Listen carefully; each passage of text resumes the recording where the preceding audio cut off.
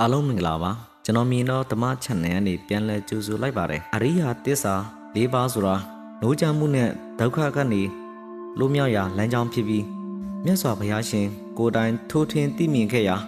တရားအနှစ်သာရဖြစ်ပါတယ်အရိယာသစ္စာ၄ပါးဟာ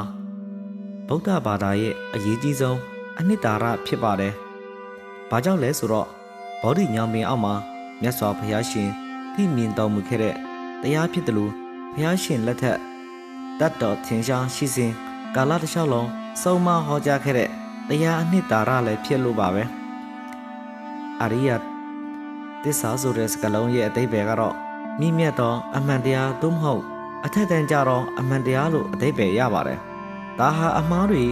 အယူမှားတွေရဲ့အထက်မှာရှိတဲ့အမှန်တရားဖြစ်ပြီးအရာရာကိုရှိတဲ့အတိုင်းအရာရာကိုရှိတဲ့အတိုင်းအမြင်မှန်ကဒုက္ခကနေတကယ်လွတ်မြောက်စေနိုင်တဲ့လမ်းစာဖြစ်ပါတယ်။ဘာကြောင့်အနှစ်သာရလို့ခေါ်ရတယ်လဲဆိုရင်မြတ်စွာဘုရားဟောကြားခဲ့တဲ့တောင်း6တောင်သောတရားတွေထဲမှာအရိယာသစ္စာ၄ပါးဟာအဓိကဥဒိုင်းဖြစ်ပြီးအခြေခံအုတ်မြစ်ဖြစ်နေလို့ပါပဲ။ဘုရားရှင်ဟာအရိယာသစ္စာ၄ပါးကိုအမှန်တိုင်းသိမြင်တော်မူလို့ဘုရားဖြစ်တော်မူခဲ့တာပါ။ဘုရားဖြစ်ပြီးနောက်ပိုင်းမှာလဲပြင်စဝဂီ၅ပါးကိုဓမ္မစကြာတရားဥဟောကြားရမှာဒီအရိယာသစ္စာ၄ပါးကိုပဲဟောကြားခဲ့ပါတယ်။သီလသမာဓိပညာမဂ်ကင်၈ပါးစတဲ့အခြားသောတရားတော်တွေအားလုံးလဲအရိယာသစ္စာ၄ပါးရဲ့ဘောင်အတွင်းမှာပဲရှိကြပါတယ်။ဒါကြောင့်အရိယာသစ္စာ၄ပါးဟာအနှံ့ဆိုင်ဆုံးအနှစ်သာရဖြစ်ပြီးဗုဒ္ဓဘာသာရဲ့စစ်မှန်တဲ့အစပြုရလည်းဖြစ်ပါတယ်။အရိယာသစ္စာရဲ့အဓိပ္ပာယ်ကိုဖွင့်ဆိုရရင်အရိယာဆိုတာမြင့်မြတ်သောဒုမဟုတ်အထက်တန်းကြသောလို့အဓိပ္ပာယ်ရပြီးသစ္စာဆိုတာကအမှန်တရားကိုအဓိပ္ပာယ်အမှန်တရားလို့အဓိပ္ပာယ်ရပါတယ်။ပေါင်းလိုက်ရင်မြင့်မြတ်သောအမှန်တရားဒါမှမဟုတ်ဒီအမှန်တရားကိုသိမြင်လူတိုင်းကိုမြင့်မြတ်သောအရိယာပုဂ္ဂိုလ်ဖြစ်သွားစေတဲ့အမှန်တရားလို့ဆိုနိုင်ပါတယ်။အရိယာသစ္စာ၄ပါးမှာဘာတွေပါဝင်တယ်လဲဆိုတော့၁ဒုက္ခသစ္စာဘဝဟာဆင်းရဲခြင်းဖြစ်တယ်ဆိုတဲ့အမှန်တရား၂သမုဒယသစ္စာဆင်းရဲခြင်းရဲ့အကြောင်းရင်းဟာတဏှာဖြစ်တယ်ဆိုတဲ့အမှန်တရား၃နိရောဓသစ္စာဆင်းရဲခြင်းရဲ့ချုပ်ငြိမ်းရာနိဗ္ဗာန်ရှိတယ်ဆိုတဲ့အမှန်တရား၄မဂ္ဂသစ္စာဆင်းရဲခြင်းချုပ်ငြိမ်းဖို့လိုက်နာကျင့်သုံးရမယ့်မဂ်ကင်၈ပါးလမ်းစဉ်ရှိတယ်ဆိုတဲ့အမှန်တရားတို့ပဲဖြစ်ပါတယ်။ဘာကြောင့်ဒီတရားတွေကိုဘုရားရှင်ကအရင်ဆုံးသိမြင်ခဲ့ရတယ်လဲဆိုရင်ဖះမဖြစ်မီကဆင်းရဲကလွတ်မြောက်မဲ့လမ်းကိုရှာဖွေခဲ့ပေမဲ့မတွေ့ခဲ့ပါဘူး။နောက်ဆုံးမှာကြီးမြတ်သောပညာဉာဏ်နဲ့ဆင်းရဲခြင်းတို့ဟာဘဝရဲ့ဓမ္မတာဖြစ်ကြောင်းဒီဆင်းရဲခြင်းဟာအလိုလိုဖြစ်လာတာမဟုတ်ပဲတဏှာဆိုတဲ့အကြောင်းရင်းကြောင့်ဖြစ်ကြောင်းအကြောင်းရင်းဖြစ်တဲ့တဏှာကိုတတ်နိုင်ရင်ဆင်းရဲခြင်းလည်းချုပ်ငြိမ်းသွားမှာဖြစ်ကြောင်းတဏှာကိုတတ်နိုင်ဖို့အတွက်မဂ်ကင်၈ပါးကိုကျင့်သုံးရင်တကယ်ဖြစ်နိုင်ကြောင်းသိမြင်တော်မူခဲ့ပါတယ်။သိမြင်နားလည်မှုဟာစာအုပ်ထဲကအသည့်ယုံကြည်မှုတက်မဟုတ်ပဲကိုယ်ပိုင်ဉာဏ်နဲ့ရှင်းရှင်းလင်းလင်းမြင်တွေ့ခဲ့တာမို့သစ္စာ၄ပါးကိုသိမြင်တယ်လို့ဆိုတာပါ။အရိယာသစ္စာ၄ပါးရဲ့ထူးခြားချက်ကတော့ဖျားပွေ့သည်ဖြစ်စေမပွေ့သည်ဖြစ်စေရှိနေတဲ့တဘာဝအမှန်တရားဖြစ်ပါတယ်။ဒါဟာtheoryတက်မဟုတ်ပဲလက်တွေ့ကျင့်သုံးလူတိုင်းရလက်ကိုမြင်တွေ့နိုင်တဲ့ပြီးဆုံးတဲ့အကြောင်းကျိုးဆက်ဆက်မှုပဲဖြစ်ပါတယ်။ဒုက္ခဖြစ်ကြောင်းဒုက္ခငြိမ်းချမ်းရာဒုက္ခငြိမ်းရာနဲ့ဒုက္ခငြိမ်းကြောင်းတရားတွေကိုစနစ်တကျပြသထားပြီးသိအောင်တက်မဟုတ်ပဲလက်တွေ့ကျင့်သုံးဖို့လမ်းညွှန်ထားပါတယ်။ဒါဟာလူတိုင်းကြုံတွေ့နေရတဲ့ဒုက္ခကနေထွက်မြောက်ရာလမ်းဖြစ်တယ်လို့ခေတ်တိုင်းလူတိုင်းနဲ့ကိုက်ညီတဲ့စัจ java လာဆိုင်ရာအမှန်တရားလည်းဖြစ်ပါတယ်ဒုက္ခဆိုတာဘဝရဲ့ပထမဆုံးအမှန်တရားပါ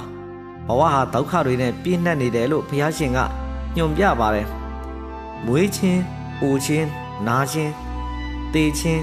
ချစ်ချင်းသူတွေနဲ့ခွဲခွာရခြင်းမလိုလားအပ်တာတွေနဲ့ကြုံတွေ့ရခြင်း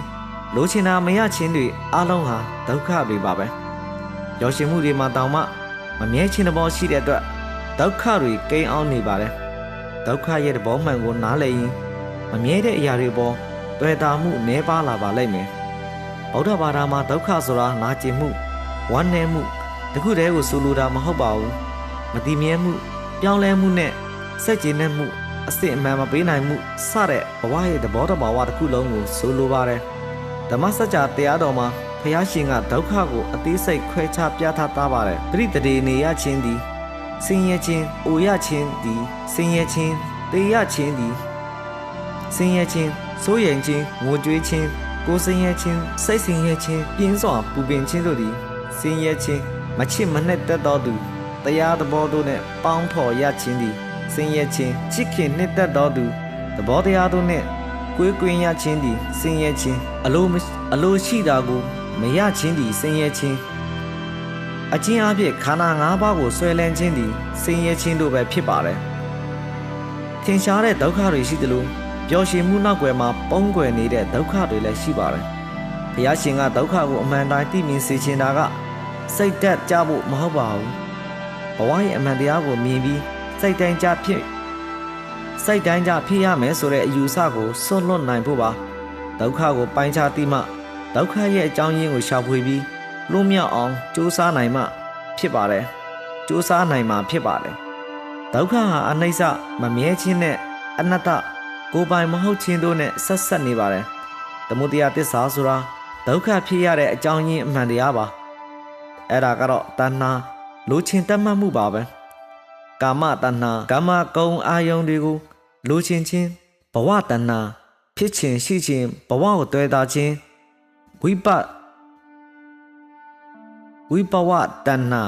မဖြစ်ခြင်းမရှိခြင်းမကြိုက်တာတွေကိုပျောက်ပြတ်သွားစေခြင်းဆိုပြီး၃မျိုးရှိပါတယ်တဏှာစိတ်ကိုပူလောင်စေပြီးဒုက္ခအလုံးရဲ့အမြင့်တွေရာဖြစ်ပါတယ်ဒုက္ခဆိုတာအပြင်လောကကြောင့်ဖြစ်တာမဟုတ်ပဲကိုယ်စိတ်ထဲကတွေ့တာမှုကြောင့်ဖြစ်ရတာပါပဲတဏှာနဲ့ဇန္ဒကောင်းသောလူလားချက်ကိုခွဲခြားသိဖို့လိုပါတယ်တဏှာကပူလောင်မှုကိုပေးပြီးဇန္ဒဓမ္မဇန္ဒကတော့အေးချမ်းမှုကိုဥတည်ပါတယ်တဏှာကြောင့်ဥပါဒံဆွဲလန်းမှုဖြစ်ပြီးတဏှာလဲစေပါတယ်နိရောဓသစ္စာဆိုတာဒုက္ခငြိမ်းချုပ်ငြိမ်းရအမှန်တရားပါဒါဟာတဏှာကောင်ရာငြိမ်းအေးရနိဗ္ဗာန်ပါပဲစိတ်ထဲမှာတဏှာနဲ့တွေ့တာမှုတွေကုံဆုံးသွားတဲ့အခါစိတ်ဟာအေးချမ်းပြီးလွတ်လပ်သွားပါတယ်နိရောဓဆိုတာဘဝကိုပျက်စီးပစ်တာမဟုတ်ပဲကိလေသာမီးတွေငြိမ်းအေးသွားတဲ့သဘောပါနိဗ္ဗာန်ဆိုတာအဝေးကြီးမှာရှိတာမဟုတ်ပဲလက်တွေ့ကြည့်သုံးရင်မျက်မှောက်ပြုနိုင်တဲ့အရာပါလောကီပျော်ရွှင်မှုကမမြဲပေမဲ့နိရောဓဒုက္ခကတော့ခိုင်မြဲအေးချမ်းစေပါတယ်နေ့စဉ်ဘဝမှာလဲစိတ်ကိုလွတ်ချတတ်ရင်နိရောဓသဘောကိုတစ်စိတ်တစ်ပိုင်းခံစားနိုင်ပါတယ်မက္ကသစ္စာဆိုတာဒုက္ခချုပ်ငြိမ်းရာသို့ရောက်ကြောင်းလမ်းစဉ်ပါဒါကတော့မက္ကင်၈ပါးပါပဲတမ္မာဒိဋ္ဌိမှန်ကန်သောအမြင်တမ္မာသင်္ကပ္ပမှန်ကန်သောကြံစည်မှုတမ္မာဝါစာမှန်ကန်သောစကားတမ္မာကမ္မန္တမှန်ကန်သောအလုပ်တမ္မာအာဇီဝမှန်ကန်သောအသက်မွေးမှုတမ္မာဝါယာမမှန်ကန်သောကြိုးစားအားထုတ်မှုတမ္မာတတိမှန်ကန်သောအောက်မေ့မှုတမ္မာသမာဓိမှန်ကန်သောတည်ငြိမ်မှုတို့ဖြစ်ပါတယ်ဒီ၈ပါးကိုသီလသမာဓိပညာဆိုပြီး၃မျိုးပြန်ခွဲခြားနိုင်ပါတယ်မဂ်ကင်၈ပါးဟာအစွန်း၂ပါးလွတ်တဲ့အလယ်လက်လမ်းစဉ်မစ္စည်းမပฏิပဒါဖြစ်ပါတယ်ဒါဟာယဟန်တွေတတ်တာမဟုတ်ပဲလူသားတိုင်းနေ့စဉ်ဘဝမှာကျင့်သုံးနိုင်တဲ့လမ်းစဉ်ပါအရိယာသစ္စာ၄ပါးကိုနေ့စဉ်ဘဝမှာအသုံးချခြင်းအဖြစ်စိတ်ပီစီမှုဘူပင်စေမှုတွေကိုလျှော့ချနိုင်ပါတယ်ဒုက္ခပြဿနာကြုံရင်လက်ခံလိုက်ပါတဘာဝပဲလို့သိမြင်ပါသမုဒိယကိုပါကိုလိုချင်နေလို့ညှော်လင့်နေလို့စိတ်ဆင်ရဲရတာလဲဆိုတဲ့အကြောင်းရင်းကိုရှားပါနိရောဓညှော်လင့်ချက်တွေဆွဲလန်းမှုတွေကိုလျှော့ချလိုက်ရင်စိတ်အေးချမ်းသွားမယ်ဆိုတာယုံကြည်ပါမက္ကအမြင်မှန်ရအောင်ကြိုးစားမယ်စကားကောင်းပြောမယ်ကောင်းတာလုပ်မယ်သတိထားမယ်စသဖြင့်မက္ကင်လမ်းစဉ်အတိုင်းနေတိုင်းပါအရိယသစ္စာ၄ပါးဟာနက်နဲပေမဲ့ရိုးရှင်းပါတယ်ဒုက္ခကိုရှောင်လွဲလို့မရပေမဲ့ဒုက္ခနည်းအောင်တော့ကျွန်တော်တို့ရွေးချယ်နိုင်ပါတယ်အကြောင်းရင်းကိုသိတဏှာကိုပဲလမ်းမှန်ကိုရှောက်ရင်စစ်မှန်တဲ့ပျော်ရွှင်မှုဟာတင်းစိတ်ထဲမှာပဲရှိနေတာကိုတွေ့ရပါလိမ့်မယ်နောက်ဆုံးအနေနဲ့ကျွန်တော်တို့နဲ့ကဘာသားအားလုံးအတွက်အားပေးတဲ့အနေနဲ့ subscribe နှိပ်ပေးကြပါအောင်ခင်ဗျာဓာတု ဓာတု